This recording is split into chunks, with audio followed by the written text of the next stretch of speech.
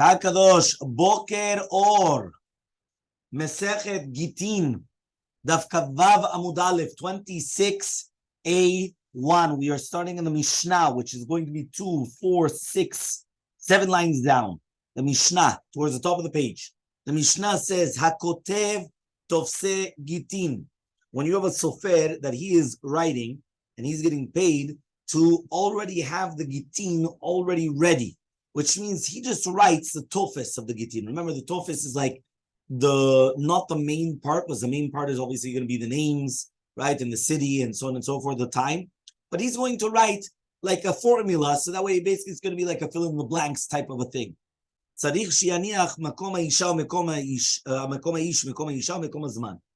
has to leave behind, he has to leave empty the place of the man, the place of the woman, and the place of the time, which means because they actually write down, by the way, right, where they are. So, for example, they can actually take the get and say, if it says Haomedet Hayom, right, or things like that, they know that she's standing today where? Here. If she's not here, they don't write that down. They skip it out, right? So, therefore, it's very, very important, okay? Shtare milve. When we're talking about Shtare milve, yeah? Where exactly, what happens with Shtare milve? Right? Documents of loan documents. Here you have to leave over the place of the borrower, place of the lender, the place of the money, which means, right, and the place of the time, right, which means that where was the makom, right, here it means the amount of money, okay, and then the place of the time, okay, which means the date when it's going to happen. Shtare mekach, when we're talking about acquisitions, meaning that you're buying and selling. So those things, so here you're going to need the place of the buyer, seller, and how much money, right? Mekom sadeh, which means the actual borders, right, of the sadeh, of the field, okay? Mekom zman, in the place of the time as well. Mipenei takana, right? Now finishes the Mishnah, and it says because of the takana, which means that the Chachamim actually came and they instituted, right? What do they institute? Right? All these things is because of the takana. The Gemara is going to explain what's because of the takana. But it just says because of the takana. What because of the takana? So Rabbi Yehuda, Oziel bekulan. Rabbi Yehuda says in all these cases, it's all going to be pasul. And we're going to explain in the Gemara what exactly is happening. That Rabbi Yehuda comes and he says everything's pasul over here. No form documents. Okay? Yes, we're going to see. Right? Rabbi Elazar machshir bekulan. Rabbi Elazar says no. Everything is kosher except for Gittin Hashim. Shneimar b'zaz pasuk ve'katav lah lishma. When it says ve'katav lah, it means lishma. And the fact that it has to be writing for her for lishma, so therefore it's going to be, right, prohibited because you're not writing it lishma. The tofes was not written lishma. The tofes was just written stam as like a universal type of a formula. And then it's just fill in the blanks. So that's not going to be lishma. It says Gemara, Amar Rav Yehuda Meshul, it says Rav Yehuda Meshul, tzarich sheyaniach af makom hareya muter lechol adam, which means even if you're going to say in the Reisha that there was somebody coming and writing down like the formula of the get, and then you just had to fill in the blanks, it wasn't just enough to leave the place of the man and the woman and the time. You also need the place where it's written, Hareat muteret lechol adam. You are permitted, that's the ikar of the whole get. You are permitted to every man. But Rabbi Lazarian, this is Rabbi Lazar, the Amar that he says, Edem esira karte, which means that the witnesses are the ones which are cutting off the get. Ubayin and ktiva lishma, and you still need ktiva lishma, which means that since right now you're going to come and you're going to tell me that a demesira karte and it's not a de chatima, which means it's the witnesses which are giving it over and not the ones which are signing it, you still need that the ikara get was written lishma. So since you need I object to that. One second, please. Right? Which means that at the end of the day, when we're going to come and we're going to speak about, right, the entire concept of a demesira, which means that it's the ones which are actually coming and giving it over. So for Mina Torah, you don't even need witnesses which are signing on a get. And therefore, according to him, when it says the katavla, right, it's not referring to the chatimat hayedim, right? He says, ubayin ktiva lishma. So therefore, it's to do with the ikar of the get. What is the ikar of the get? The name of the man, the name of the woman, and therefore, if that's going to be, right, lishma, right? So therefore, there's not going to be, right, a problem. But if it's not going to be, that's going to be the problem. So therefore, the sofer, which is writing the Tofse Gittin, he has to leave this as well. meaning he has to leave the words Areah Mutar L'Chol Adam, because that's the ikar of the get. Tzricha, and you need all three cases, right? All the three cases that were mentioned, right? Because the Mishnah is going according to Rabbi Elazar. Why? The Yashminan, right? Because if it was going to be, if Shmuel would have only mentioned the first Mishnah, which was in Kaf Aleph Amud Bet, right? That is Shitat Rabbi Elazar, right? I would have thought to say, right? The Ika Leukmak Rabbi Elazar. I would have thought in that Mishnah, we have to say that it's going like Rabbi Elazar. Right? Why? Because that's from the actual Mishnah, and it says, but there we said in the Mishnah in Kaf Aleph, en kotvin, you're not allowed to write it, b'mechubar lakarka. You're not allowed to write it on something which is attached to the ground. And we learned that if you did write it on something which was attached to the ground, then you detached it and you signed it, it's going to be kasher. So therefore it's a stira. Because if you can't write it on the mechubar, right, lakarka, so then why is it going to be kasher? So because of that, he just said, no. We're talking about Rabbi Elazar. The toref of the get and the ikar, if you wrote it mechubar lakarka, it's going to be pasul. And you don't write lechatchila the tofes even mechubar. Gezerah, maybe you're going to write down the entire thing. But technically speaking, as long as the ikar get was written afterwards, it's going to be okay. Aval seifa, but the next mishnah, remember, there were three different mishnayot. First mishnah was you're not allowed to write on something which is attached to the ground. And if you're going to write it on something attached to the ground, then you cut it off. It's lacking because it says v'katav v'natan. You have to write and give it. So therefore, if there was a middle step that you had to cut it down in order to give it, it's going to be pasul. So the question is, what are you talking about the writing there? Are you talking about, according to Rabbi Meir, write the entire get, cut it down, then afterwards sign it. And as long as you signed it afterwards, there's no problem. But according to Rabbi Elazar, the entire writing of the main aspects had to be when it's not connected to the ground. Now, even according to Rabbi Elazar, lechatchila, you cannot write the tofes as well, which is like the formula. Why? Gezerah, decree, maybe you're also going to write down the main part of the get. So for even lechatchila, so in that case, we had to mention that it's Rabbi Elazar. Aval seifa, but the next case, which is the next Mishnah. What was the next Mishnah? Kaf bet amud bet. The first one was Kaf Aleph amud bet. Now it's Kaf bet amud bet. One daf later. In Kaf bet amud bet, we said everybody's kosher to the right to get, even a chashu. You know what else is a chashu? Cheresh, shoteh, vekatan, deaf mute. Somebody that's mentally incapable, right? And a minor. So in all these three people, everybody's kosher, even these people to write a get.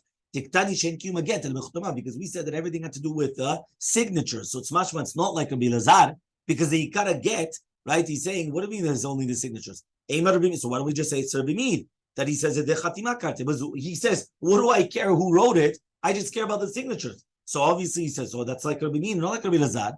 So therefore we have to say, no. It's also Rabbi Elazar. Why? Because they only said Cheresh Shoteh V'Katan are only permitted to write the tofes, not the toref, meaning only the formula.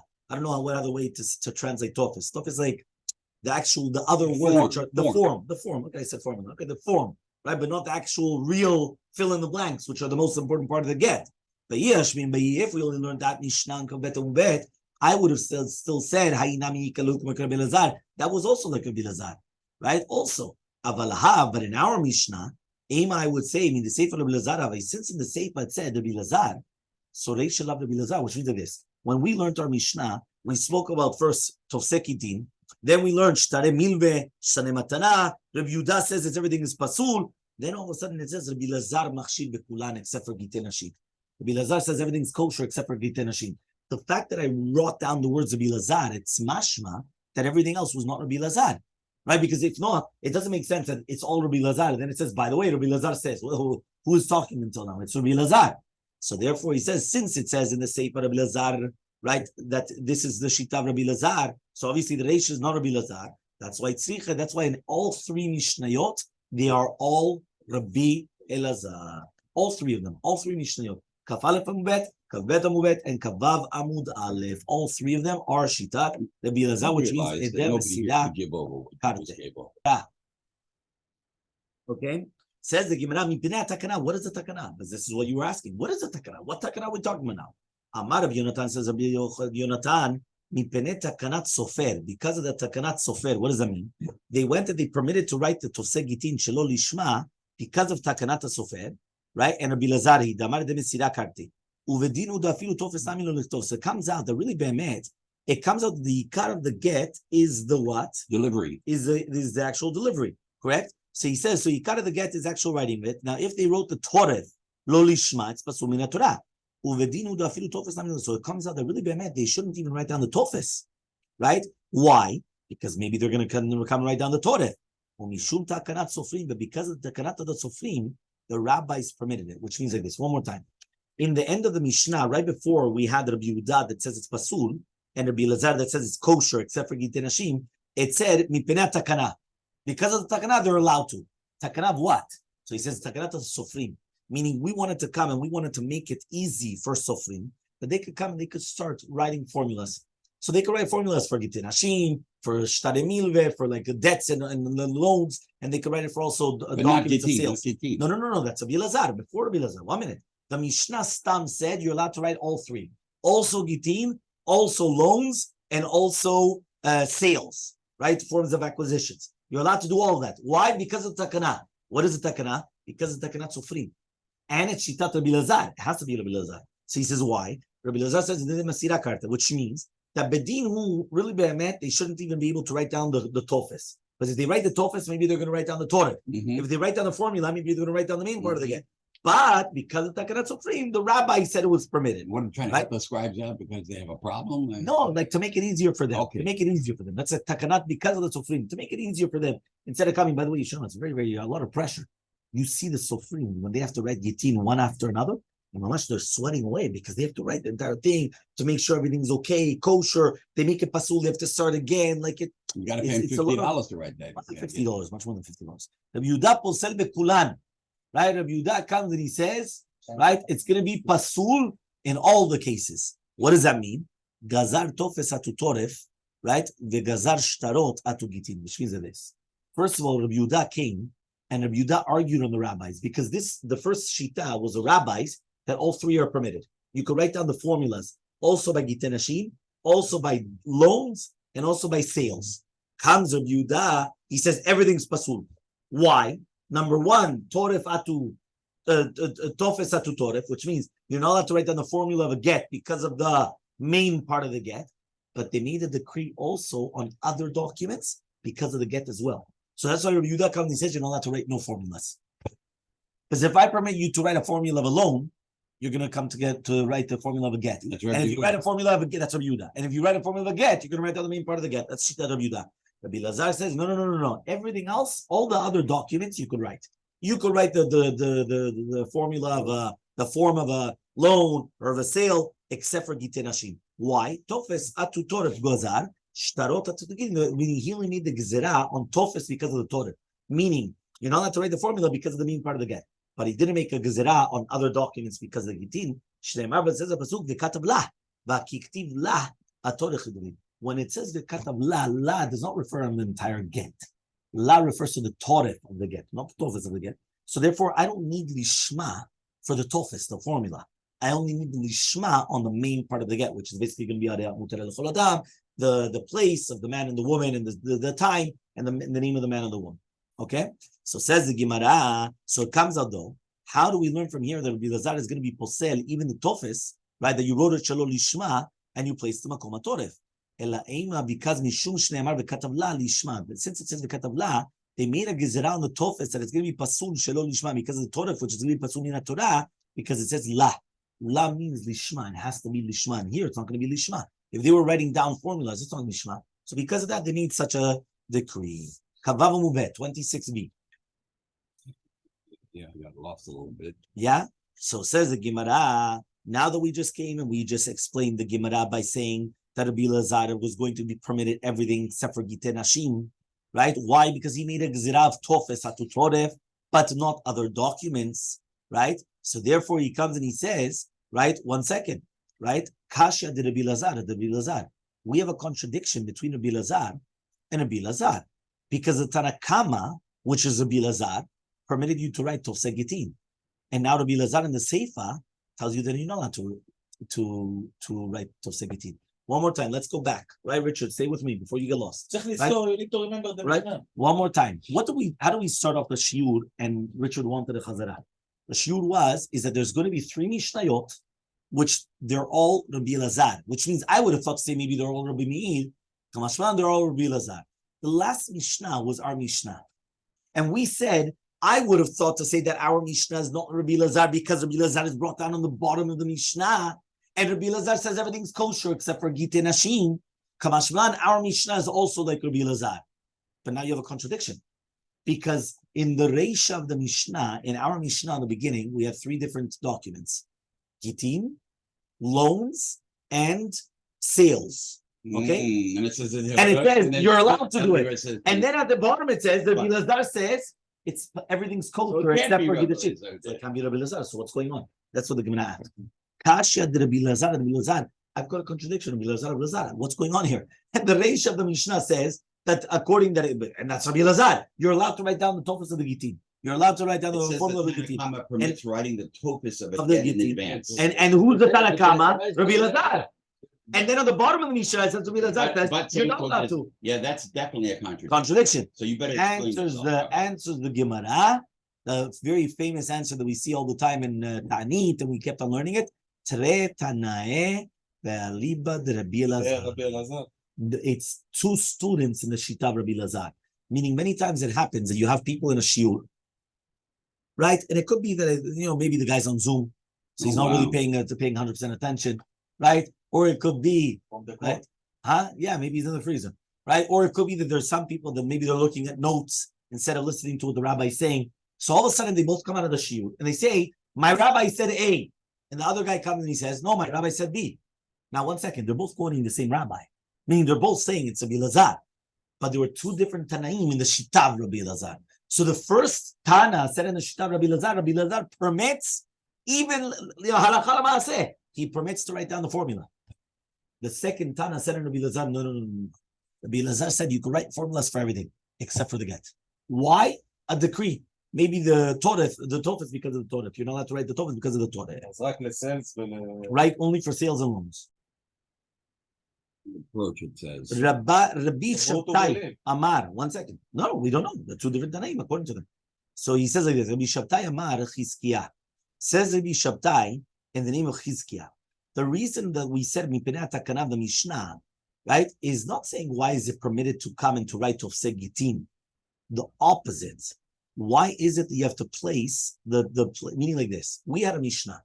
The beginning part of the Mishnah, remember the order of the Mishnah, very important, Shakavataya. The order of the Mishnah was you had Gittin, loans, right, and sales. And there it was written that you are allowed to write formulas, but you just have to come and you have to leave over the main parts. Then it said, because of the Takana. Nekuda, we didn't explain what do those words mean because of Takana. Then we brought down Rabbi Huda, the Rabbi Huda says everything's pasul. Then we brought down Rabbi Lazar, that everything's kosher except for Gittin Ashim, right? And now we came and we understood at the beginning that what was the words Mipenei Takana, meaning we were lenient for the Sofrim to write down the Tofsei Gittin because of the Takana, meaning Takanat Sofrim. Now we're going to come and we're going to change everything. And we're going to say, what does Mipenei Takana mean? Mipenei Takana comes and it says, why is it mutar to write the Tofsei Gittin? Right? It's not because of that. Why is it mutar to write the Tofsei Gittin? Why do you have to place the name of the place of the man and the woman?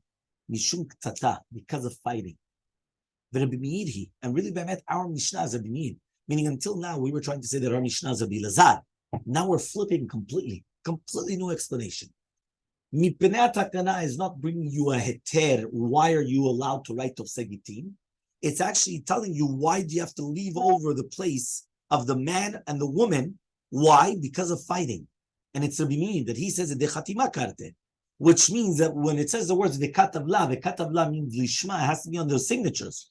Uvedinu da'afilu Torah. That means technically speaking, you could even write down the Torah. You don't need lishma. You could have a sofer that he's writing the entire get, even the names, and you don't need it lishma. Vezimnin de shamale lesofer de kaktiv. And sometimes it can happen that the woman, right, is listening and she's vesavra'i kamale, and she thinks that it's on her. Wait a second. You heard her name. Of course, it's on her. No, because it could be that there's another woman. What happened? Another woman would say name. Same name. One more time.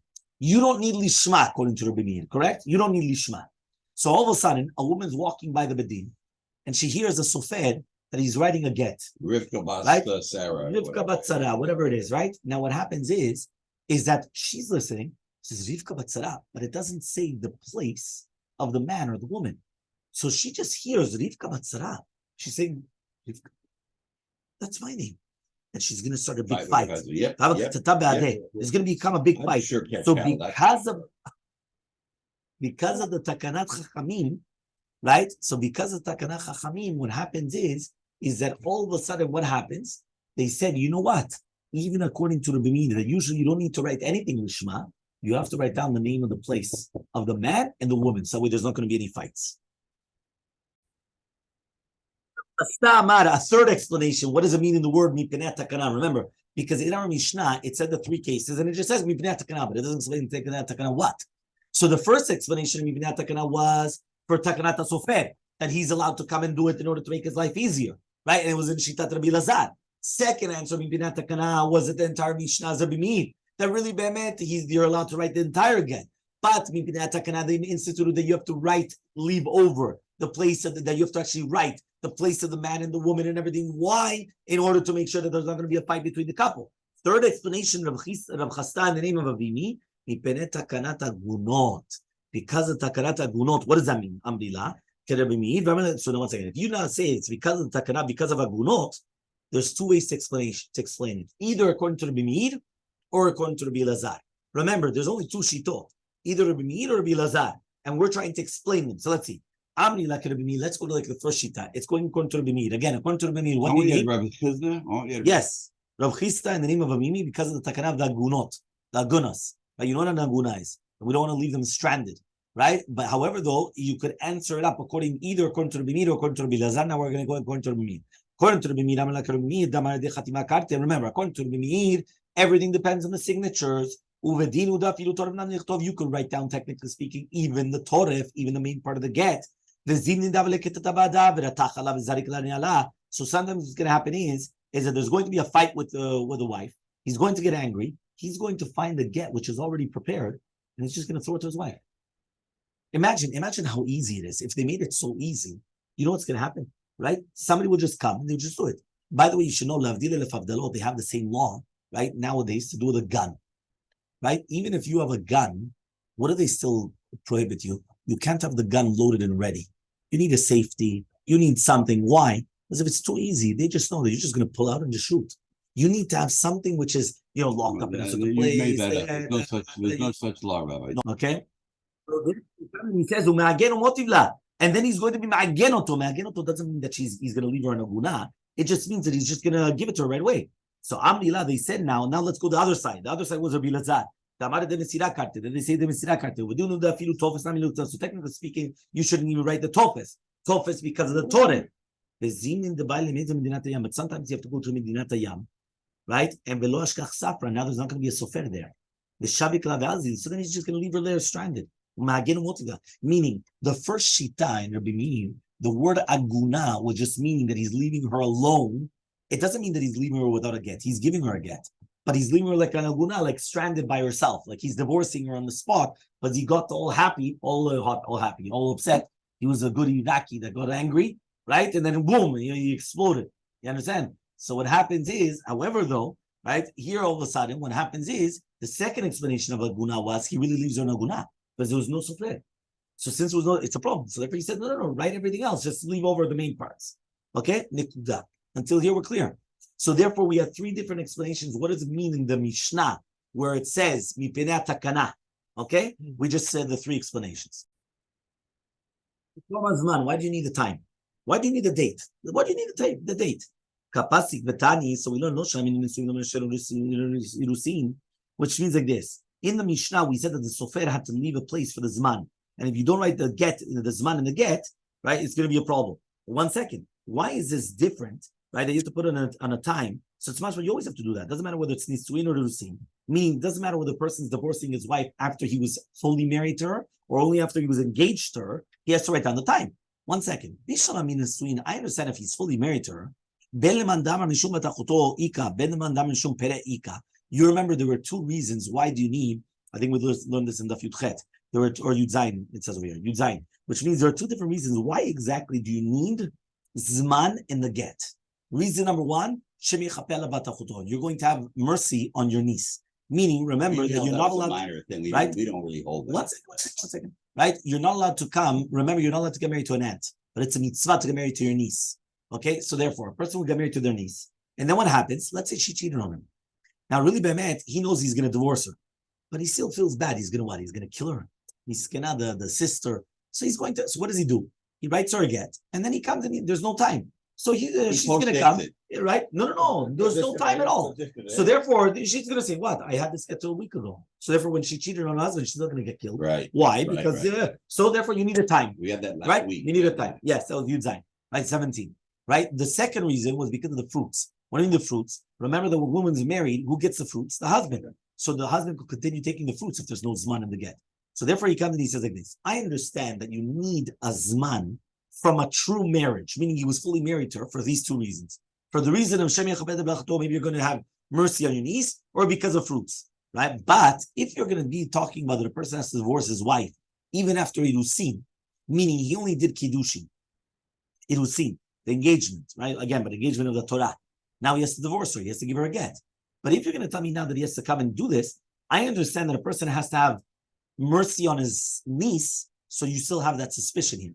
Because remember, if she commits adultery in between the Rusin and the Swin, she still gets killed. We held earlier right? that wasn't a major concern. But that was one of the Shitot. But according to the Mandamar, because of the fruits, an Arusa doesn't get her fruits, meaning she doesn't give in the fruits, she's still only engaged. She's not married. So Amar Rav Amram says Rav Amram, Haminta Shama Mina Deula, we heard this from Ula. The Amar that he says, Mishum Takanat Vlad. Because of the Takanat of Vlad. I don't know what the Takanat of Vlad was. What does that mean, Takanat of Vlad? There's no blood for an Arusa. Remember, the man is not allowed to have relations with her. She's still only engaged. So what does that mean? Because of Takanat of a child. Oh, Takanat of Vlad. Vlad is a child. What child here? Right? Hopefully the Torah is not talking about that they're having children right before the real marriage. What's going on here? So given the Shemitah la Tanya, now that we learned that it says Haomer, somebody comes and he tells us Sofer, Hitvu get la Arusati. Right? Somebody comes and he tells us, you know what? Write a get for his Arusa. Right? Now, why? Because when he gets married to her, this is going to be your get. Ain't no get. It's not a get. Meaning the guy comes and he tells the Sofer, write a get for this wife that she's an Arusa, because he's going to get married to her. And once he gets married to her, now he's going to give it to her. It's not a get. Ula says, Mata, what's the reasoning? Because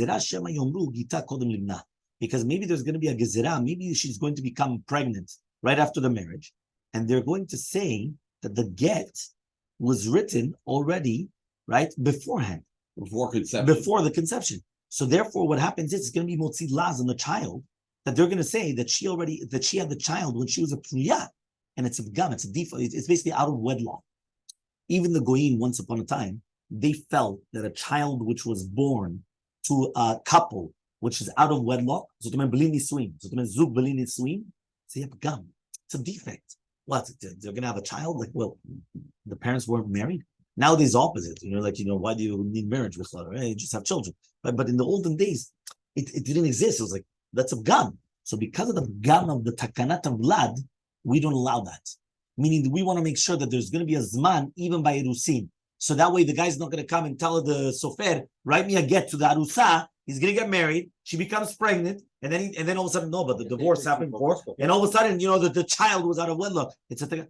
The hachanami, so to hear, when a person is going to divorce his arusa, it's a gezerah, shem yoru, the same thing. Maybe they're going to say that the exact same thing. Maybe they're going to say that the child came out of wedlock and it's going to be a pgam for the child. So Amar Bizera says Bizera, name Rabbi Abba Brashila, name Rabbi Mununa Saba, name Rabbi Adavar, name Rav. The halacha is like Rabbi Lazar. The halacha is like Rabbi Lazar that it's pasul to write even Masechet Gittin because gezerah, because of the Torah. The Kari Rav led Rabbi Lazar. Tuviana de Hakimai, the one that's Meushar, the one that the halacha zakim, so therefore he's very, very happy of the rabbis. Why is he happy? Because we pass like him. That means halachal maseh nowadays, now you just learned why nowadays you cannot write the formulas by a get. You just learned it because of Bilazar. Because we pass in that we're not allowed to write the tofis, the formula, because maybe you're going to write down the main part of the get. Now, 1 second. You just told me the Lachazak Bilazar, but the Lachazak Bilazar also in other documents? Or only, because remember, according to the Bilazar, you're not allowed to write forms for the Gittin, but everything else you could. So that the Lachazak Bilazar, this Ishur, which is like basically a permission of the Dayanim that they're writing on Kiyum Shtarot, the that it's written before that the Sa'adim, the witnesses come, and was actually signed, Chatimat Dayu, Sula, it's going to be Pasul. Right? That means basically, you are. one more time, we just said that Where are you now? we just said that according to the Bilal, it looks like Sheket, which means because since it was written before the witnesses actually signed it, it's false. Hachanami, so to here. It looks like false, which means why in the world would be kasher? That means we don't go like Rabbi Elazar. So says the Gemara, Veleta, but the halacha is not like Rav Papi. Mid Rav Nachman because of Rav Nachman. Rav Nachman says, Rabbi Meir used to say that he says that even if you found it, even if you found it in the garbage bin, the chatmon, you signed it, and you gave it to her, it's going to be kosher. And even the rabbis don't argue on Rabbi Meir only by gittin hashim, only by a get. Because you need ketiva lishma. But by shar shtarot, but by any other type of a document, we don't have the problem. Right? We don't have a problem. You don't need lishma by a loan document. You don't need lishma for the sake of them by a sale. When you have a document that you borrowed money, and then you went and you paid it back, you can't use the same document. You can't use the same document again. Right? Because it was already forgiven, the document. You know, like this. Imagine right now I come and I read a document to Richard. I'm lending him $100. I lent it to him. Then he gave it back to me right away. I come and then he goes, you know what? But I'm sorry. I apologize. I really need the $100 again. I paid you back too quickly. Okay, here, take it. I have the same document. We can't do that. I cannot recycle the same document for the same loan. Because once I was forgiven, right? Well, no, you're right. It's a new loan, but the same terms. The same terms. Sorry, thank you. Right? So therefore he says it doesn't work. Why? Because it was already mochel she'abud. There was a subjugation in the loan and document that was already forgiven. We don't suspect that it looks like false. It doesn't look like false. What's the problem exactly? Okay? You're going a little fast, Rabbi. So because of that, he comes and he says it doesn't look like false. So he comes and he says, we're not going to suspect it. So because of that, it's going to be kosher, and therefore we're not going to paskin like Rav Papi.